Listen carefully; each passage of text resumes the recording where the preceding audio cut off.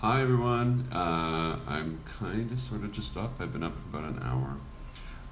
And I wanted to actually, you know what? Let me see if I can. Never mind. I think you guys can hear me. There's a fire drill going on in my apartment building right now. I really hope they're done. Always in opportune times, always. Before I get to reading this to you, for those of you who were watching my Facebook posts or get my newsletter or are on my private Facebook or pretty much any social media, you guys heard about my week of death. I actually forgot. Hey Nikki, happy election day to you. I actually forgot to include in the mess of the week of death and just like last time on Dynasty, to recap, thinking about my dad a lot because I shared the letter that the Prime Minister wrote to him when he was 13 because he won an essay, this essay that the Prime Minister read over the CBC, which I'm going to share with you today because it's election day. So thinking about that, my dad's been in my mind. I go to my friend's place, and there are framers, Akasha Arts, Shelley and Sonia, Kelly and Sonia. I mixed them up. Morning. So I'm thinking about them because I'm thinking I've got to get some of the stuff framed, and I'm going into their gallery. They've got a spread out there for dinner for us, and a psychic guy comes up to me and he starts talking about my dad directly, specifically. I'm like, correct. Well, next day, I'm interviewing the artist Steven Anderson for my show, and we're talking a lot about death again, his parents' death, my dad's death, how it informed him to go out into the world and follow his dreams. Fast forward, it's the weekend. I decide I'm going to spend some time at the tree where we scattered my late dog Jack's ashes. I'd never do that. I'm compelled to. I follow my gut. I'm sitting there with Ella. I leave, and I feel Jack with us, taking us home here, where I find out that a friend has died. And that friend's name begins with D. I don't know why I'm compelled to keep his name private, but so a lot goes on in and around that, including I go for a walk yesterday and I realized that I changed my mind about where I was going, and then I changed my mind again, and in the going to where I decided to go, I realized that was the same route I was taking the last time my friend D was in town, and I'll stop it. And I'm like, oh my God, this is the route. I was taking a very specific route. And then along that route, I found waiting for me on the sidewalk a tall purple flower. Ugh. Okay, so just to finish up. So I'm like, it was a lot last week. And so I had tickets to Thievery Corporation. And so I went and saw them. Couldn't get somebody to come with. I didn't ask everybody I know or anything, but I asked a few people and it just wasn't working out. And so I know when the Lord Baby Jesus wants me to go somewhere solo, so I went. And just in the realm of weirdness and weird and wonderfulness, I had been thinking about the guy who introduced me to Thievery Corporation 20 years ago. And I hear my name behind me. I haven't seen him in 20 years. It's not him, it's his sister, who I'd also known. I'm like, I've been thinking about your brother all day. Like, I'm in a zone, right? And she just texted me right now as I'm talking about her. And so then to finalize this, and then I'm going to get to my dad's essay, there's a guy hanging around who's got a big kind of 70s hat on, and he's got a leopard animal print shirt the way we like.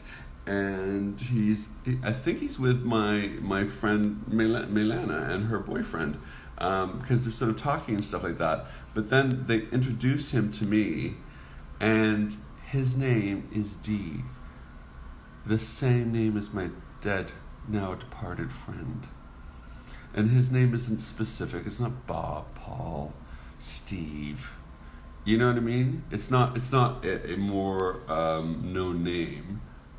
It's not the most unusual name either, but it's specific enough that I met a guy who was kind of not trying to meet me, but there was an effort to shake hands and so,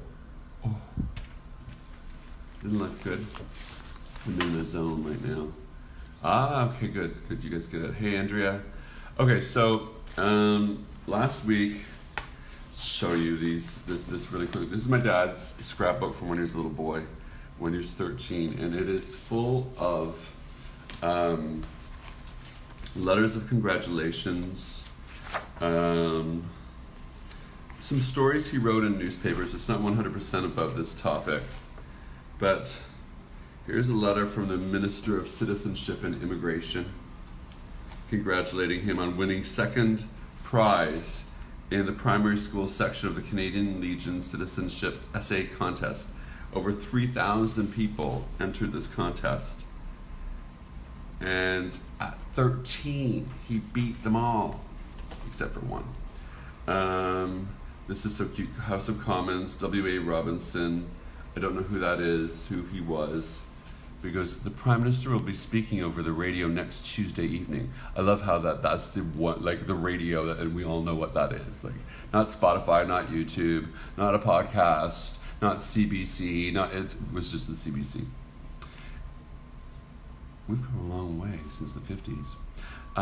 Anyway, next Tuesday evening, and if you listen, I think you will hear something which will be very interesting to you. With kind regards, I am yours very truly. Cute. They're messing with him. I mean, he must have known. He would have at least heard his name. My dad's mother died when he was 8, and he was his dad died before he was born, and he lived with relatives who were open about the fact that they begrudged that, and they never ever celebrated. And it's taken me a while to come to the place and then to realize I'm going to celebrate my dad. As most of you know, I had a volatile enough relationship with him, and he was an alcoholic, and he and I had a difficult time together, and he died when I was 17. And so, anyway, it dawned on me, Shaun, get the letter from the Prime Minister and frame that, and then I'm going to do something with the essay, I'm not sure what. But because today's election day, I thought I would just share this with you, and it's short, it's just that, and a little bit on the other side. And so here we go. I'm not reading anyone's comments right now because I'm trying to get this done before they test the fire alarm again. Okay, so from Midland, Ontario, April 1950, my idea of Canadian citizenship, it begins with a poem. And it's faded, so just bear with me if I stumble. Land of 100 peoples, from far and wide they came, merged in the mighty cauldron, one people and one name. From sea to sea, one people by choice and name and need, great union of the spirit that sowed a nation's seed, fired with a common purpose, dowered with a touch divine, this people will not perish unless their faith decline. That's by A.S. Burnett. And my father begins at 13. What is my idea of Canadian citizenship? To my mind, it is the smile, the friendly greeting, the word of thanks for services rendered, a watchful eye for opportunities to serve in turn, a sincere expression of personal interest, cheerful recognition of the rights and dignities of others, just living together in a community. These are simple everyday things that cost little but mean a lot. What power they have to sweeten human relationships. If we as children practice these simple courtesies, we would indeed develop into citizens worthy of being called Canadians. This Canada of ours is a nation occupying approximately half of the North American continent and comprising about 13 million people. On January 1st, 1947, most of these people assumed a new status and became Canadian citizens. Now, for the first time, a certificate of Canadian citizenship can be obtained. Citizenship has always been an essential in a community. Our forefathers struggled against every nameable barrier to have good citizenship. From faraway lands they came, bringing their strength, their skills, and their music to help mold our fair dominion into a greater nation. If we wish to pay that debt, the only way is to be of service to others now and in the future. We owe service to the community. Our Canadian Citizenship Act entitles us to rights and privileges, but also implies duties and responsibilities. One duty particularly important is that of voting faithfully and intelligently. It is a very poor commentary on our citizenship when, as is usual in municipal and other elections, only 50% of the qualified voters use their franchise. When we read in history of the struggles of our forefathers to gain the right to vote, of the sufferings and even the loss of life that was the price paid for the ballot, it seems unthinkable that men should neglect their franchise and sometimes despise it so much that they sell it for a mean bribe. As Canadian citizens, we are obliged to be obedient to the laws of our country. It is wrong for an individual to do that which is done by all. It would destroy the state. It is almost unthinkable that people would cheat by evading their taxes, by false returns of income. If one man evades payment of his share, someone else must pay more, or the service of the country will suffer. It seems only small when one does it, but if everybody were to do it, what would happen to our fair country? I think we should all strive to be useful citizens, cooperating with each other to form a brotherhood of man in this great land, an example to other countries, doing our share to maintain peace throughout the world. Let us together, regardless of race, creed, or position, build the road of peace before us. Build it wide and deep and long. Speed the slow, check the eager, help the weak, and curb the strong. None shall push aside another, none shall let another fall. March beside me, O my brother. All for one and one for all. They did it. David Proulx. So I don't know how to top that. That made me a bit choked up. What a beautiful writer he was at 13, man. So on this election day, that is my offering to you, and I thank you so much for listening. I'm gonna make myself a smoothie now. I love you, Dad. Bye, guys. Happy election day. Let's vote some good people in.